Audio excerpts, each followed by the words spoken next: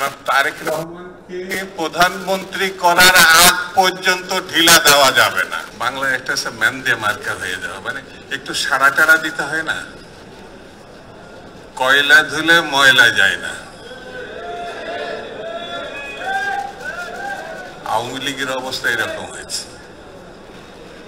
আজকে যে বিষয়ে এখানে ছাত্রদল গণঅভ্যুত্থানের যারা শহীদ হয়েছেন, ক্ষতিগ্রস্ত হয়েছেন, আহত হয়েছেন, আমি তাদের প্রতি শ্রদ্ধা জানাচ্ছি।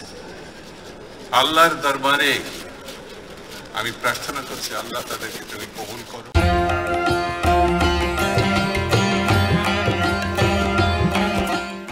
ছাত্র দল, যুব দল, বিএনপির অসংখ্য নেতা কর্মী 16-17 বছর ধরে নির্বিচারে তাদের হত্যা করেছে, জেল খাটিয়েছে, মামলা দিয়েছে। আমাদের একটা অহংকার আছে, যারা আমার সময় থেকে যারা 90 গণঅভ্যুত্থান করেছে, আমরা বেগম জিয়া আপসে তার সঙ্গে ছিলাম, অনেকেই বিএনপির আদারস নিয়েন না, তাকে ফেলে এরশাদের সঙ্গে চলে গেছে। যে 2-5 জন ছাত্র নেতাও গেছে, তাতে কিচ্ছু যায় আসে। ছাত্রদল দায়িত্ব নিয়েছিল, ছাত্রদল সংগ্রাম করেছে, ছাত্রদল গণঅভ্যুত্থান করেছে এবং দেশ নেত্রীকে প্রধানমন্ত্রী করেছে ছাত্রদল। তার সঙ্গে বিএনপি ছিল, অন্যরা ছিল, দেশবাসী ছিল। কিন্তু দায়িত্ব নিয়ে গণঅভ্যুত্থানে এই যে আমান খোকন আছে, তো এখানেই তো বক্তৃতা করেছে, তার সঙ্গে ছাত্রদল ছিল, অন্যান্য ছাত্র সংগঠন ছিল, কিন্তু নেতৃত্ব দেশ নেত্রীকে যারা মানতেন তারা ছিলেন। এখন কিন্তু একটা কাজ, আমি বক্তৃতা শেষ করে ফেলব অল্পতে, কারণ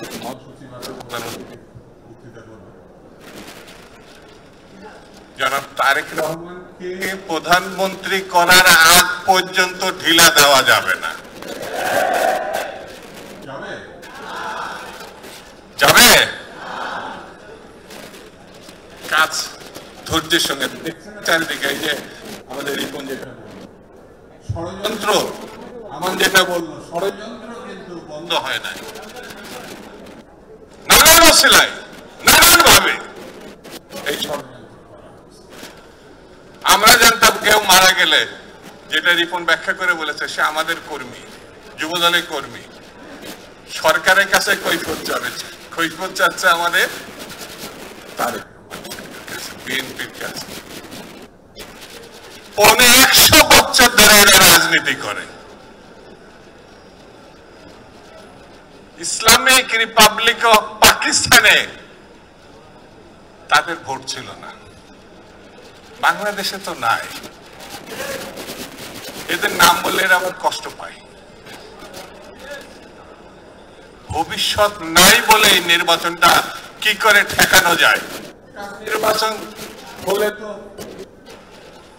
সবাই জানে, দেশবাসী জানে, বিশ্ববাসী জানে, ছেলে জানে, বুড়া জানে, তরুণ জানে, তরুণী জানে কোন মার্কা জিতবে, কোন দল জিতবে, কারা সরকার গঠন করবে। সেই জন্য ঠারে ঠুরে কি করে ঠেকানো যায়, এই জায়গায় একটু ধৈর্য নিয়ে আমাদের কিন্তু চলতে হবে। ষড়যন্ত্র হবে, ষড়যন্ত্র পা দেওয়া যাবে না, নানান কায়দায় নানান ভাবে। ওই যে একজন হঠাৎ করে বলে ফেললো না কালকে, যে সরকার পারে না নিরাপত্তা দিতে, সে কি করে ইলেকশন করবে বললো না। ঘটনা কত রকম জটিল এবং কুটিল, বুঝতে পেরেছেন?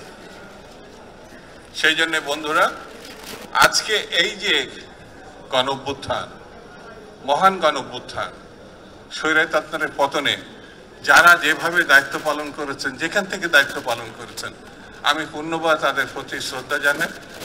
তাদের এই মহান কীর্তির প্রতি দেশবাসী কৃতজ্ঞ, আমার দল কৃতজ্ঞ। আমরা বিশ্বাস করি এইভাবে বাংলাদেশ সামনের দিকে এগিয়ে যাবে। ভালো থাকবেন, খুদা হাফেজ।